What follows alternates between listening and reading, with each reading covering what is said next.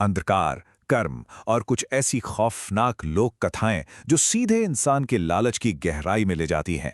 आज के इस विश्लेषण में हम एक ऐसे सफर पर निकलने वाले हैं जहां परछाइयां सिर्फ डराती नहीं बल्कि बहुत कुछ सिखाती हैं। तो चलिए बिना किसी देरी के इस खौफनाक और रहस्यमय दुनिया में कदम रखते हैं। ओम झरझर मूलकाय नमः। ओम झरझर मूलकाय नमः। जरा सोचिए, आधी रात का वक्त, एक पुराना खंडर, सुलगती हुई हवन कुंड की आग और उसके ठीक सामने बैठा एक खूंखार पुजारी, अघोरम। ये सिर्फ कोई आम मंत्र नहीं है, एक ऐसे खौफनाक अनुष्ठान की शुरुआत है जो किसी देवता को नहीं बल्कि सीधी तबाही को बुलाने के लिए किया जा रहा है। रोंगटे खड़े कर देने वाला नजारा है ना? तो लालच और अंधविश्वास की इन खौफनाक कथाओं के पहले हिस्से की तरफ बढ़ते हैं। हमारी पहली कहानी हमें ले जाती है मोलोक के गांव में, एक ऐसा समुदाय जो एक डरावनी परंपरा का बंधक बन चुका है। अब इस मोलक को समझना बहुत जरूरी है। ये कोई आम मूर्ति नहीं है, इसका शरीर इंसान का है, सिर भैंस का, और सबसे डरावनी बात, इसके पेट में धधकती हुई आग की एक भट्टी है। लेकिन असली बात तो ये है कि ये कोई असली देवता है ही नहीं। ये तो उस भ्रष्ट पुजारी अघोरम का एक मनोवैज्ञानिक हथियार है, जिसके जरिए वो अपने लालच को पूरा करता है और पूरे गांव पर अपना खौफ बनाए रखता है। मतलब डर का पूरा एक व्यापार। और इस खौफ का असर देखिए, अघोरम गांव वालों को सूखे और महामारी का डर दिखाकर ब्लैकमेल करता है। उसकी शर्त, हर अमावस्या को एक मासूम बच्चे की बलि। ये सुनकर ही दिल दहल जाता है। सरला जैसी बेबस विधवाओं को मजबूर किया जाता है कि वो अपने इकलौते बच्चे को इस खौफनाक भट्टी के हवाले कर दें।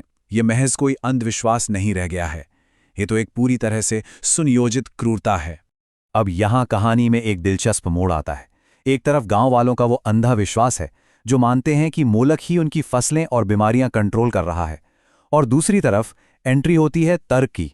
सरकारी शिक्षा अधिकारी राकेश गांव आता है और तुरंत नोटिस करता है कि भाई, स्कूल में 75 बच्चे हुआ करते थे, अब सिर्फ 19 कैसे रह गए। वो इस खौफ के आगे झुकता नहीं है, बल्कि अपनी जांच और तर्कों से इस पूरे रहस्य को सुलझाने की कोशिश करता है। और यहीं से शुरू होता है भ्रम का टूटना, तर्क और इस गढ़ी गई बुराई के बीच का असली टकराव। द सैक्रिफाइस गेम, यानी बलि का खेल। ये नाम ही अपने आप में कितना खौफनाक है। राकेश जब गांव के मंदिर के पास से गुजरता है तो वो देखता है कि मासूम बच्चे मिट्टी से उसी डरावनी मूर्ति की शक्ल बना रहे हैं। जरा सोचिए, जो खौफ उन्होंने उन खंडरों में देखा है वो उनके छोटे से दिमाग में इस कदर घर कर गया है कि वो उसे अपने खेल में दोहरा रहे हैं। ये वाकई में बहुत डिस्टर्बिंग है।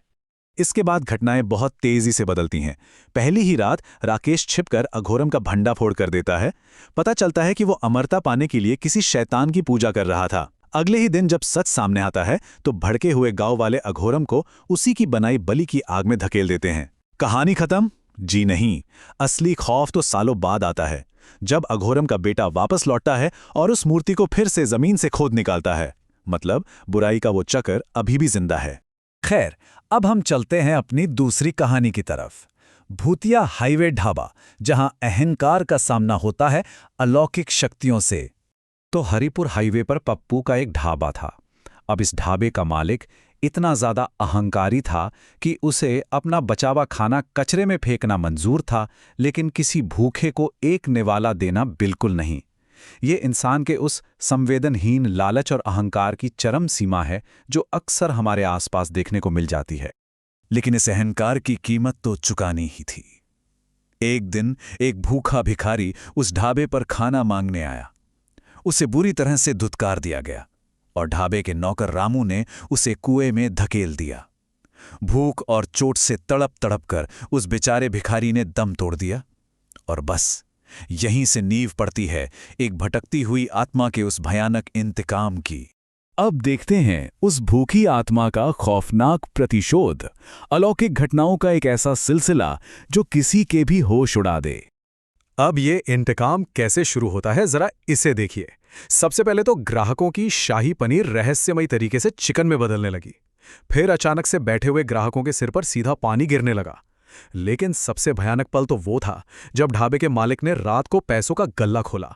उसने सोचा होगा कि अंदर पैसे हैं, लेकिन नहीं, उसमें उस भिखारी का कटा हुआ सिर रखा था। बिल्कुल रोंगटे खड़े कर देने वाला पल। शून्य, जी हाँ, शून्य। यही होता है अहंकार का अंतिम नतीजा। उस गल्ले में एक भी पैसा नहीं बचा था। ढाबे की सारी इज्जत, सारा का सारा घमंड पल भर में शून्य हो गया और उसकी जगह ले ली एक कभी न खत्म होने वाले खौफ ने। लेकिन कहते हैं ना, हर अंधेरे का एक अंत जरूर होता है। आखिरकार भोलेनाथ बाबा जैसे एक सिद्ध पुरुष को बीच बचाव करना पड़ा। उन्होंने पवित्र गंगा जल से उस ढाबे को शुद्ध किया और उस तड़पती आत्मा को आजाद किया। पर बात यहीं खत्म नहीं हुई। ढाबे के मालिक को एक बहुत ही सख्त प्रायश्चित का आदेश मिला। उसे हिदायत दी गई कि वो भविष्य में हमेशा गरीबों और भूखों को मुफ्त खाना खिलाएगा। एक बहुत ही कड़ा लेकिन जरूरी सबक। तो इन खौफनाक कहानियों से आखिर हमने क्या सीखा?